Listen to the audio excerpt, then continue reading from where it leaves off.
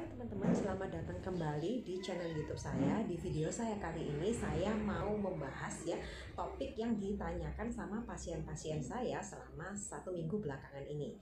Nah, pertanyaannya adalah, "Dok, apabila saya datang dengan keluhan nyeri dada di sebelah kiri, apakah saya ini pasti mengalami yang namanya serangan sakit jantung?"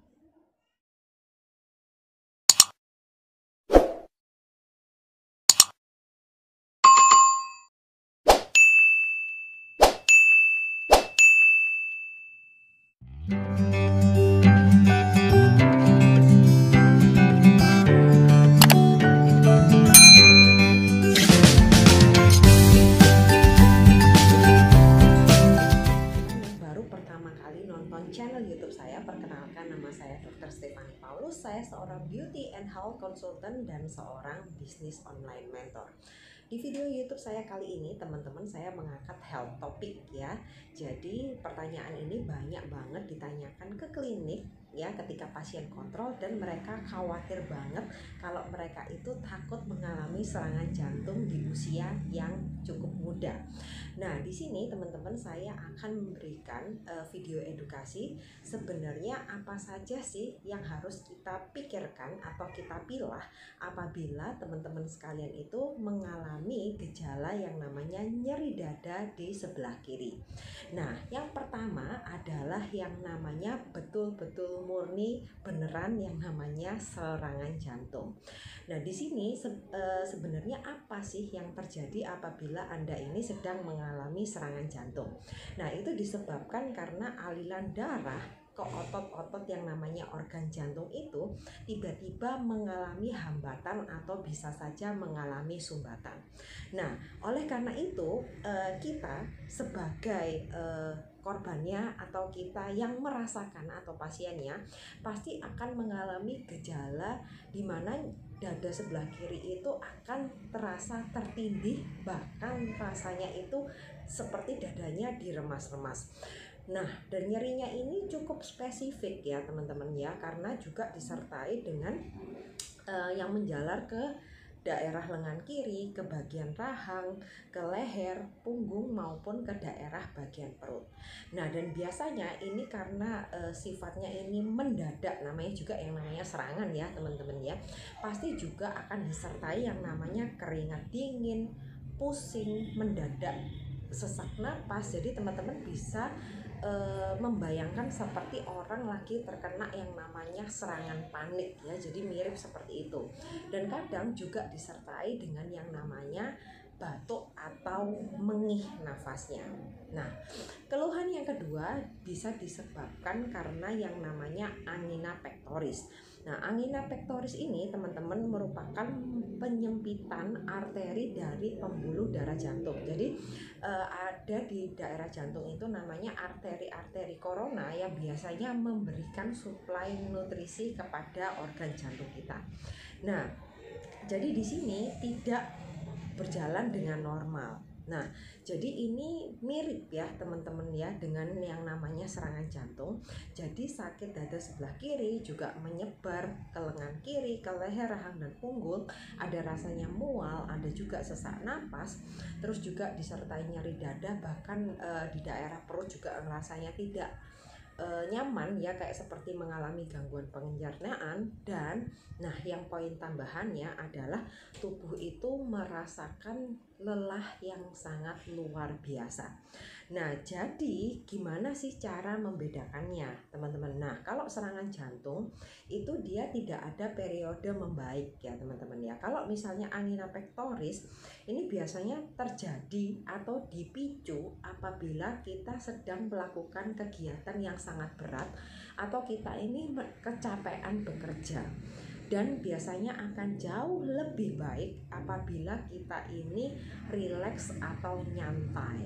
Nah, jadi beda dengan serangan jantung ya. Kalau serangan jantung itu teman-teman lagi nggak ngapa-ngapain, lagi enak-enak nonton TV, tiba-tiba langsung kejadian. Nah, kalau angina pectoris ini biasanya teman-teman setelah melakukan aktivitas berat. Nah, Yang ketiga adalah gangguan pada saluran pencernaan. Nah, gangguan pada saluran pencernaan ini teman-teman biasanya disebabkan karena penumpukan udara, baik di daerah lambung maupun di daerah usus kita. Dan biasanya juga disebabkan oleh yang namanya penyakit GERD, yaitu gastroesophageal reflux disease. Jadi di mana katupnya itu sudah tidak berfungsi dengan baik, jadi cairan asam lambung itu bisa naik sampai ke daerah tenggorokan. Jadi akan ada rasa sensasi seperti rasa terbakar seperti itu. Jadi ada perut kembung, kita sering doang atau bersendawa, setelah itu juga bisa sering buang gas atau kentut teman-teman. Nah, ini apabila karena rongga bagian abdomen atau perutnya serasa penuh sekali, yaitu bisa menekan diafragma kita ya bagian atas ini, dan bisa menimbulkan yang namanya nyeri dada atau dada pada saat klien datang ke klinik ya atau ke puskesmas dan vaskes.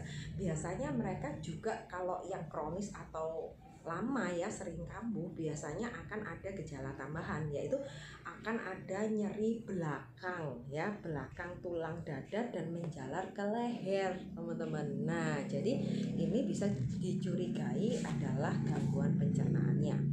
Nah, setelah itu masalah yang keempat adalah masalah pada area paru-paru, jadi rongga toraks ya. Nah, ini bisa disebabkan karena beberapa infeksi. Jadi infeksi ini bisa di organ paru-parunya, yaitu biasanya salah satunya adalah pneumonia, atau juga di selaput yang membungkus paru-paru, yaitu namanya pleuritis. Nah, di sini teman-teman gejalanya yang paling spesifik adalah apabila kita menarik nafas secara lebih dalam gitu, jadi tarik napas kuat-kuat lah ibaratnya gitu, itu akan menimbulkan sensasi nyeri yang sangat luar biasa, dan biasanya juga akan menginduksi atau memicu adalah gejala batuk, dan biasanya napasnya itu akan terengah-engah ya, jadi kayak menggos-menggos. Nah, terus yang kelima adalah stres, atau ini bukan gangguan fisik kayak yang lain, ini adalah gangguan mental.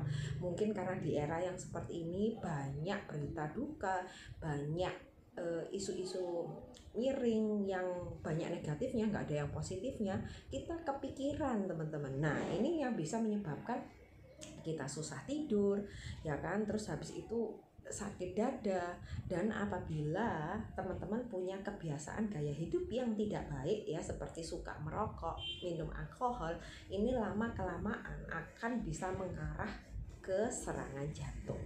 Nah, yang keenam adalah apabila kita mengalami cedera atau kecelakaan. Nah, itu biasanya entah salah ototnya ketarik, tulang rusuknya patah, atau ada sarafnya yang tertekan, atau ada mungkin luka memar atau lebam di daerah dada. Maka apabila kita tarik nafas itu akan semakin sakit. Nah, jadi kira-kira seperti itu. Nah, gimana dokter penanganannya ya? Kalau misalnya teman-teman urgensi ya, jadi sedang mengalami serangan jantung seperti yang saya jabarkan di awal ya, cara yang terbaik adalah teman-teman mencoba untuk rileks dan berbaring ya. Jadi jangan panik teman-teman. Ya tahu sih namanya juga serangan jantung pasti panik ya, tapi dengan adanya teman-teman tahu edukasi ini adalah langkah yang awal, teman-teman harus rileks, itu yang pertama. Yang kedua, apabila teman-teman menggunakan baju yang ketat atau yang kancingnya sampai ke atas, teman-teman bisa longgarkan, atau mungkin teman-teman di kantor dasinya bisa dilonggarkan. Setelah itu teman-teman juga harus siap-siap di kotak P3K ya, ada obat yang namanya obat nyeri, pereda nyeri ya. Atau juga teman-teman boleh siap-siap kalau misalnya ada riwayat lambung ya, teman-teman bisa siap-siap untuk obat lambungnya di rumah ya. Dan juga teman-teman bisa mengkonsumsi juga yang namanya air hangat. Nah, setelah itu apabila gejalanya tidak membaik ya, teman-teman bisa menghubungi dokter keluarga atau ke fasilitas kesehatan apabila mulai muncul gejala yang spesifik seperti ini, terasa semakin berat, terasa tertindih dan teremas jantung yang di sebelah dadanya sebelah kiri. Habis itu ada nyeri yang menjalar ke daerah lengan, punggung, leher, rahang. Setelah itu akan berlangsung kurang lebih durasinya sekitar 15 menit, disertai ada rasa mual sampai kadang muntah ya, sesak napas, bahkan tubuh itu bisa kayaknya tuh wah pokoknya nggak bisa diajak kompromi ya kayak gitu. Nah, jadi itulah langkah-langkah yang harus teman-teman lakukan ya, atau teman-teman juga bisa edukasikan ini kepada rekan-rekan yang lain atau keluarga yang di rumah. Jadi supaya keluarga yang di rumah itu kalau ada yang serangan jantung nggak tambah panik ya teman-teman. Jadi tahu apa yang harus dilakukan. Nah, terus apabila teman-teman memiliki faktor resiko, teman-teman sudah berusia nih antara 40 sampai 50, saya sarankan teman-teman itu rutin melakukan yang namanya yang general check up. Tujuannya untuk apa? Untuk pencegahan teman-teman supaya tidak sampai terjadi yang namanya jantung koroner kayak gitu. Nah, resiko jantung koroner ini tentunya teman-teman akan meningkat ya seiring dengan gaya hidup. Kalau misalnya teman-teman mempunyai lifestyle yang buruk, misalnya merokok, obesitas, punya darah tinggi, punya kolesterol yang tidak terkontrol sangat tinggi sekali, maupun teman-teman mempunyai yang namanya kencing manis. Nah, oke, sekian dulu video YouTube dari saya, teman-teman. Semoga video edukasi ini membantu.